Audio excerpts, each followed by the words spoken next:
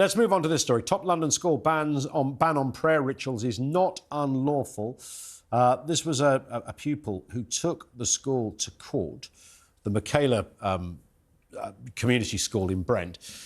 Took them to court because they had a ban on prayers. She said it was discriminatory and breached her right to religious freedom. The judgment handed down by Mr Justice Linden after 2 days of hearing said that actually it wasn't unlawful and the school can do what they like, essentially. Yeah, no, it doesn't sit easily with me banning kids from praying, but that is the ethos of the school, and that's the ethos that the parents signed up to. Yep. They knew this was a very strict headmistress. They knew that she had this ethos of secularism. That's what they signed up to. They loved the results of the school. They loved the fact that the kids really behave well. You've got to go with what the headmistress says, even if you might think, well, that's going a bit far. I mean, some would say that, and maybe the head teacher, who we've spoken to on this programme a number of times over the years, maybe she would say, do you know what, I think it was quite good that my pupil, one of my pupils, tested our system. And we can see her there. That's Katharine Birbalsingh, who's the head teacher. They tested the system. It failed, but now we've got clarity. So she might well academically, intellectually, found it quite a helpful exercise. And possibly cathartic as well. Cathartic too. She would also, I think, say that the kid's mother, I think, or the parents used taxpayers' money.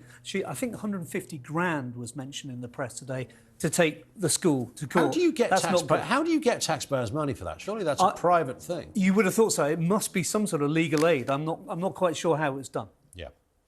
Can you hear a drill, by the way? I can. Yes. I don't know who's drilling in here. Are they taking it down already? Crikey. Thought we had at least a week to go.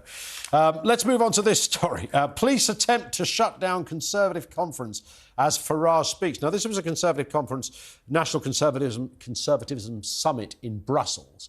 A lot of people of the political right had gone there. I think Suella Braverman was there, Nigel Farage there. He was giving a speech. And then suddenly the old Bill locally say, no, we've got to close this down now. It's got to stop. No more of this, please. Leave your podiums, leave your seats. You've all got to go home. Thank you very much. The Brussels, the Belgians claim that there was a security issue. I think the Farage camp are saying that it was a free speech issue. It was a free speech against people who speak from the right. Yeah, and that's what it sounds like to me. I don't see what kind of security issue Farage and Braverman and one or two others could create. It seems to me that this is the Brussels authorities not liking anyone who voted for Brexit. Well, do you know what? Amir Keir, you must know who Amir Keir is. Amir Keir, as we all know, is the mayor of Saint-Just, which is obviously the jurisdiction where this was happening, said, I issued an order from the mayor to ban the National Conservatism Conference event to guarantee public safety. This is in Brussels City. And in Saint Jose, the far right are not welcome. Now, there's the answer, right? Firstly, the far right. What do they mean? Eugene Terre-Blanche was far right. And I don't think Suella Braverman could be in any measure defined or described as far right. I mean, far right is just a pejorative, right? It's just a way of attacking somebody with a bad set of words in order to reduce their standing. It just means they're a bit more to the right than you are. I mean, nobody would ban Owen Jones because he's in the equivalent place on the left. So why would you ban... You know, you might think Farage talks gobbledygook. But Suella Braverman, Farage, Liz Truss, these kind of people? Yeah, Suella Braverman, former Home Secretary in the democratically elected Conservative Party. Farage led the Leave campaign, democratically won that referendum. What makes them far right? Your guess is as good as mine. The notice served by police said the event posed a danger to pedestrians outside the venue. Yeah, a load of old rubbish. What a lot of cobblers. Pedestrians. What happens every time there's a show in a theatre and people come out the theatre? Do pedestrians discombobulate? What do we do? There's all of these people here. Yeah, it's a free speech issue. Yeah, it's a free speech. But the mayor has said it. The far right is not welcome. Well, if it was the far right, which suggests some sort of, Nazi conference of some sort, whether you call them far right or far left is another debate, then fine. But this most of the people here, in one way or another, were elected officials or people who elected officials. And I think Farage said on being ejected from this conference, this shows why we needed to exit the EU. And, you know, it's hard to argue with that when you get this assault on free speech within the EU. It is extraordinary. I mean, if somebody had said, look, we understand something, you know, a bit dodgy might go on, so you guys have got to get out for your own safety, fine.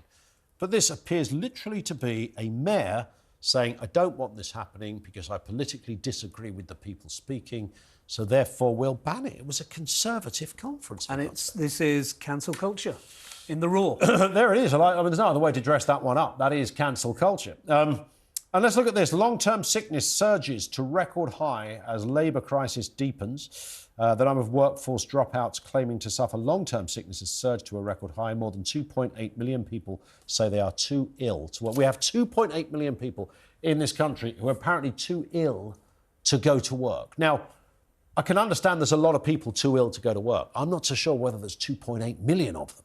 Yeah.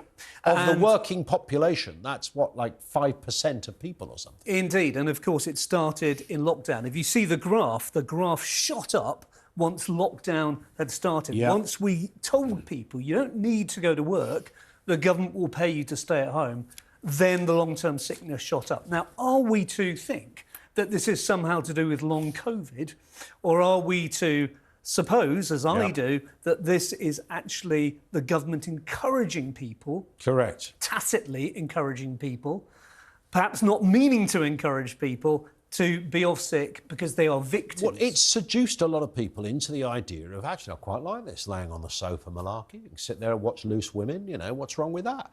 I think a lot of people recalibrated what they wanted out of life, which is fine, but you can't then go, well, I'm too ill to work. What's your illness? I've got don't want to work-itis. Yeah. You know, that doesn't really wash, does it? Well, it doesn't wash. And the next government, whoever they are, have got to get to grips with this. Yeah. Because we simply cannot afford to have people who could work not working and receiving taxpayers' money as a result.